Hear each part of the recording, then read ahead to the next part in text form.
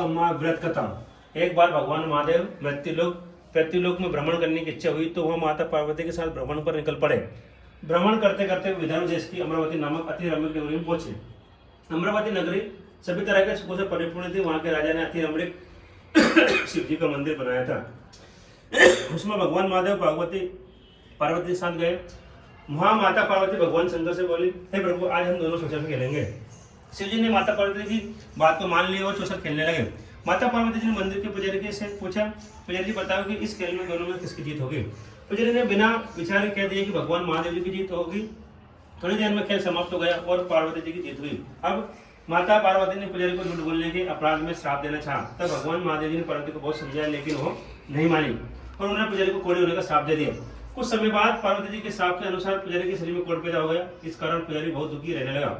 इस प्रकार कष्ट को भोगते हुए कई दिन बीत गए। एक दिन स्वर्गलोक की अप्सराएं शिव जी की पूजा करने के लिए उसी मंदिर में आई और उन्होंने पुजारी से कोढ़ के कष्ट को देखकर बड़े दयाभाव से रोग होने का कारण पूछा। पुजारी ने संकोच सारी बातें बता दी।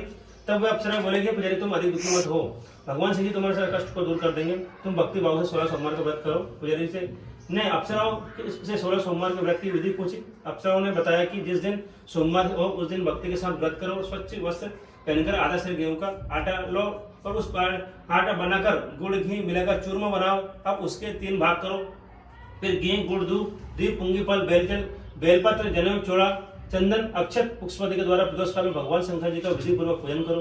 पूजन करने के बाद पश्चात तीनों भागों में से एक भाग शिव जी को अर्पण करो और बाकी 2 भागों में शिव जी को प्रसाद के रूप में उपस्थित भक्तों में बांट दो और फिर स्वयं प्रसाद ग्रहण करो। इस विधि से 16 सोमवार का व्रत करो। फिर 17वें सोमवार के दिन पाव से गेहूं के आटे की बाटी बनाकर उसमें घी, गुड़ मिलाकर चूरमा बनाओ और शिव जी को भोग लगाओ, उपस्थित भक्तों में बांट दो। बाद में स्वयं परिवार प्रसाद ग्रहण करो। भगवान शिव जी की कृपा से तुम्हारे सारे मनोरथ पूर्ण होंगे और सारे मनोरथ पूर्ण होंगे। ऐसा कहकर अप्सराएं स्वर्ग को चली गई और ब्राह्मण ने 16 सोमवार का व्रत तथा भगवान शिव जी की कृपा से मुक्त होकर आनंद पूर्वक रहने लगा। कुछ दिन बाद जब पुनः भगवान शिव और माता पार्वती उस मंदिर में आए तब ब्राह्मण को निरोग देखकर पार्वती जी ने ब्राह्मण से रोग मुक्त होने के कारण पूछा तो ब्राह्मण ने 16 सोमवार के विषय में बता दिया। तब माता पार्वती ने अति प्रसन्न होकर ब्राह्मण से व्रत की विधि पूछी और फिर उसी विधि के अनुसार व्रत करना शुरू कर दिया। उन्होंने व्रत करते हुए कामना की कि उनका पुत्र उनके पास लौट आए। व्रत करने के बाद उनकी मनोकामना पूर्ण हुई और उनके रूठे हुए पुत्र स्वामी कार्तिक जी स्वयं माता के पुत्र हुए। कार्तिक जी ने अपने इस विचार परिवर्तन का रहस्य जानना चाहा। माता पार्वती जी बोली कि माता जी, आपने ऐसा कौन सा उपाय किया जिससे मेरा मन आपका आज्ञाकारी हुआ। तब पार्वती जी ने कहा कि उन्होंने 16 सोमवार के व्रत किए थे। स्वामी कार्तिक जी बोले कि मैं इसी प्रकार इस व्रत को मैं भी करूंगा, क्योंकि मेरा प्रिय मित्र ब्राह्मण बहुत दुखी मन से प्रदेश चला गया है। मुझे उनसे मिलने की बहुत तीव्र इच्छा हो रही है। कार्तिक जी ने भी यह व्रत किया और उन्होंने उनका प्रिय मित्र मिल गया। उस मित्र ने उनसे यहाँ आकस्मिक मिलन का रहस्य पूछा तो बोले कि हे मित्र, मैंने तुमसे मिलने की इच्छा 16 सोमवार का व्रत किया तथा ब्राह्मण मित्र को अपने विवाह की इच्छा हुई। स्वामी कार्तिक जी ने व्रत की विधि पूछकर उसने यथावत व्रत किया। व्रत के प्रभाव से वहां भी किसी काम के संबंध में विदेश गया तो वहां के राजा की लड़की का स्वयंवर था। राजा ने शर्त रखी थी कि जिस राजकुमार के गले में उसकी हथेली माला डालेंगे वहां उसी के साथ अपने प्यारे पुत्र का विवाह कर देगा। भगवान शिव जी की कृपा से ब्राह्मण भी स्वयंवर के देखने की इच्छा से राजसभा में एक और बैठ गया। नियत समय पर पूरी तरह सजी हुई अग्नि आई और उसने उस ब्राह्मण के गले में माला डाल दी। राजा की शर्त के अनुसार बड़ी धूमधाम से राजकुमारी का विवाह उस सुंदर ब्राह्मण के साथ कर दिया गया। राजा ने ब्राह्मण को बहुत सा धन दान सम्मान देकर संतुष्ट किया। ब्राह्मण बहुत सुंदर राजकुमारी के साथ सुख से जीवन व्यतीत करने लगा। एक दिन राजकुमारी ने अपने पति से पूछा कि प्राणनाथ, आपने ऐसा कौन सा पुण्य किया था जिसके प्रभाव से उस अग्नि ने सारे राजकुमार को छोड़कर आपके गले में माला डाली थी। ब्राह्मण ने कहा कि प्रिय, मैंने अपने मित्र कार्तिक के कथानुसार 16 सोमवार का व्रत किया था जिसके प्रभाव से मुझे तुम जैसे रूपवती और पत्नी मिली। व्रत की महिमा को सुनकर राजकुमारी ने पुत्र की कामना से व्रत किया। शिव जी की कृपा से उसने एक अति सुंदर, सुशील, धर्मात्मा और विद्वान पुत्र को जन्म दिया। माता पार्वती दोनों ने उस देव पुत्र को पाकर अति प्रसन्न हुए और उनका लालन पालन करने लगे। तब पुत्र 16 वर्ष का हुआ तो एक दिन उसने अपनी माता तो पूछा कि माँ, आपने ऐसा कौन सा व्रत तब किया जो मेरे जैसा पुत्र को जन्म दिया। तब माता ने पुत्र को अपने किए हुए 16 सोमवार के व्रत को विधि सहित बताया। पुत्र ने ऐसे सरल और सब तरह से परिपूर्ण करने वाले व्रत को सुना तो वहां भी राजनीति को पाने की इच्छा से सोमवार को यथाविधि व्रत करने लगा। उसी समय देश के व्रत के राजा सैनिक आकर उस राजकुमार के लिए स्मरण कर ले गए। वहां व्रत राजा अपने पुत्र का विवाह ऐसे सर्वगुण संपन्न ब्राह्मण युवक के साथ करकर बहुत सुखी हुआ। व्रत राजा का स्वर्गवास होने जाने पर उस ब्राह्मण बालक को गद्दी पर बिठाया गया। राजा बनने के बाद भी वहां ब्राह्मण पुत्र 16 सोमवार के व्रत विधि करता रहा। जब 17वां सोमवार आया तो ब्राह्मण पुत्र ने अपनी पत्नी से सारी पूजन सामग्री लेकर शिव जी की पूजा के लिए शिवालय में चलने को कहा, परंतु उसकी पत्नी ने उसकी आज्ञा की परवाह नहीं की। उसने सारी पूजन सामग्री दास दासियों द्वारा शिवालय में भिजवा, स्वयं भी मंदिर नहीं गई। तब राजा ने भगवान शिव को पूजन समाप्त किया। तब आकाशवाणी किया, राजा तुम अपनी रानी को राजमहल से निकाल दे, नहीं तो तुम्हारा सर्वनाश हो जाएगा। आकाशवाणी को सुनकर राजा भयभीत हो गया और तत्कालीन मंत्रगण में आकर उसने अपने सभासदों से मंत्रणा की। फिर राजा ने अपनी रानी को यहाँ से निकाल दिया। रानी दुख हृदय तो भाग को पहुंचती हुई नगर के बाहर चली गई। रास्ते में एक बुढ़िया सूत काटकर बेचती रही। सूत का गट्ठर भारी होने की वजह से बुढ़िया उसे उठाकर नहीं पा रही थी। बुढ़िया ने रानी से गट्ठर उठाकर अपने चलने को कहा। रानी ने बुढ़िया से सिर से सूत की गट्ठी उतारकर अपने सिर पर रख ली। थोड़ी ही देर बाद वहां तेज आंधी आई और बुढ़िया का सूत पोटली से जुड़ गया। बेचारी बुढ़िया बहुत पछताती रह गई और रानी को कोसती हुई अपने घर वापस लौट आई। अब चलते चलते रानी एक तेली के यहाँ पहुंची तो तेली के सारे मटके शिव जी के प्रकोप से उसी समय चटक गए। इसी दशा देखकर तेली ने रानी को वहां से भगा दिया। इस प्रकार रानी बहुत दुख पाती हुई नदी के तट पर पहुंची तो नदी का सारा जल सूख गया। फिर रानी एक सरोवर में सीढ़ी से उतरकर पानी पीने गई तो उसके हाथ का जल से स्पर्श होते ही सरोवर में जल में असंख्य कीड़े देने लगे। रानी अपने बाग को दोष देते हुए जल को पीकर पेड़ की शीतल छाया में विश्राम करने को गई। वहां रानी जिस पेड़ के नीचे जाती है उसी पेड़ के पत्ते तुरंत तत्काल गिर जाते हैं। वन सरोवर और जल की ऐसी दशा देखकर गाय चराने वाले ग्वालों ने समीप के मंदिर में पुजारी को सारी बातें बतलाई। पुजारी के कहने पर ग्वाले रानी को पकड़कर पुजारी के पास ले गए। रानी ने की मुख की कांति और शरीर की शोभा देखकर पुजारी ने सोचा कि यहाँ अवश्य कोई किस्मत की मारी कुलीन स्त्री है। ऐसा सोचकर पुजारी ने रानी से कहा कि पुत्री तुम मुझको तुमको अपनी पुत्री के समान रखूंगा, तुम मेरे आश्रम में रहो, मैं तुमको किसी प्रकार का कष्ट नहीं दूंगा। पुजारी ने ऐसे वचन सुनकर रानी को धीरज मिला और आश्रम में रहने लगी। परंतु आश्रम में रानी जो भोजन बनाती उसमें वह सड़ जाता, जल भर के लाते उसमें कीड़े पड़ जाते। तब तो पुजारी को भी बहुत दुखी हुए और उन्होंने रानी से पूछा कि हे बेटी, तुम्हारे ऊपर कौन सा देवता का कोप है जिससे तुम्हारी ऐसी दशा हुई है। तुम पुजारी ने बात सुनकर रानी ने भगवान शिव के भोजन का बहिष्कार करने की सारी कथा सुनाई। तो पुजारी ने रानी से कहा कि देवी तुम सारे मनोरथ पूर्ण करने वाले 16 सोमवार व्रत करो, उनके प्रभाव से तुम अपने कष्ट से मुक्ति पाओगे। पुजारी की बात सुनकर रानी ने 16 सोमवार के व्रत को विधिवत संपन्न किया और 17वें सोमवार के व्रत का उद्यापन किया। व्रत के प्रभाव से राजा के हृदय में विचार आया कि रानी को गए हुए बहुत समय व्यतीत हो गया है, नवराजा ने कहा भटक रही होगी, उसे ढूंढकर वापस लाना चाहिए। ये समझकर राजा ने रानी को तलाश करने में चारों दिशाओं में दूत को भेज दिए। वे दूत रानी को ढूंढते हुए पुजारी के आश्रम में पहुंचे। वहां रानी को पाकर उन्होंने पुजारी से रानी को भेजने को कहा, परंतु पुजारी ने उनसे मना कर दिया। तब दूत चुपचाप लौट गए और आकर महाराज के सम्मुख रानी का पता बतलाया। रानी का पता पाकर राजा स्वयं पुजारी के आश्रम में गए और पुजारी से आदर पूर्वक बोले कि महाराज, जो देवी आपके आश्रम में रहती है वो मेरी पत्नी है। शिव जी को उपकरण मैंने इसको त्याग दिया था, अब इस पर शिव जी को प्रकोप शांत हो गए हैं, इसलिए मैं इसे लेना आया हूँ। आप इसको मेरे साथ जाने की आज्ञा दे दीजिए। पुजारी ने राजा के वचन को सत्य जानकर रानी को राजा के साथ विदा किया। रानी खुशी खुशी राजा के साथ महल में आ गई। नगर में अनेक प्रकार के बाजे बजने लगे। नगरवासियों ने पूरे नगर को तोरण बंदरवारों नाना प्रकार से सजाए। घर घर में मंगलगान होने लगे। राजा ने अनेक तरह से ब्राह्मणों को दान दिया, देकर संतुष्ट किए। यज्ञ को अन्न वस्त्र धन आदि दिया। इस प्रकार राजा शिव जी की कृपा का पात्र हो गए।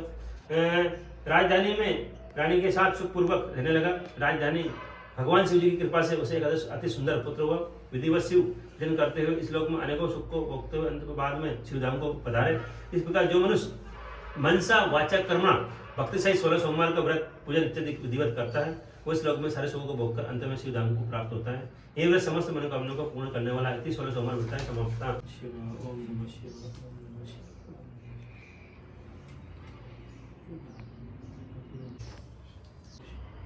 ओम नमः शिवाय। ओम नमः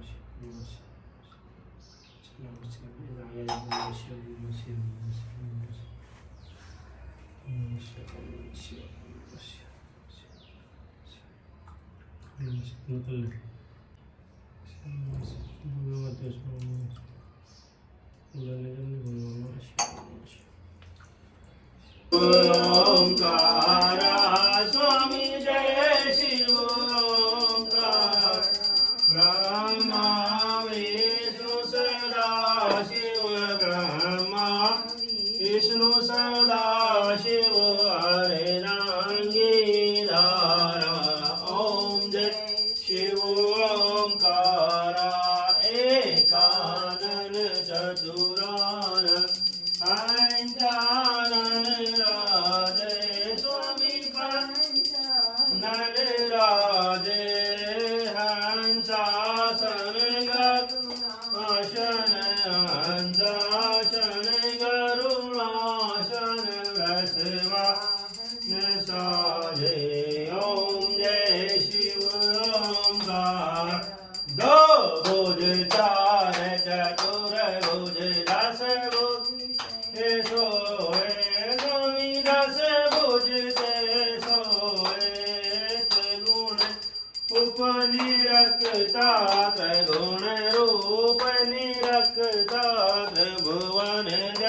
मोहे ओम जय शिव ओमकारा अक्षय माला निमाला मुंडे माला धारी स्वामी निमाला धारी चंदन मृग मद सोए चंदन मृग मद सोए बोले शुभकारी ओम जय शिव ओमकारा हिमाला हिमाला मुंडे माला धारी स्वामी माला धारी चंदन मृग मद सोए चंदन मद सोए बोले शुभकारी ओम जय शिव ओमकारा श्वेतांबर पीता शिवागांबर अंगे स्वामी वागांबर अंगे शनकादिक ब्रह्मा शनकादिक ब्रह्मा भूतादिक संगे ओम शिव ओमकारा करे के माध्य कामा जागृत शूल धरिता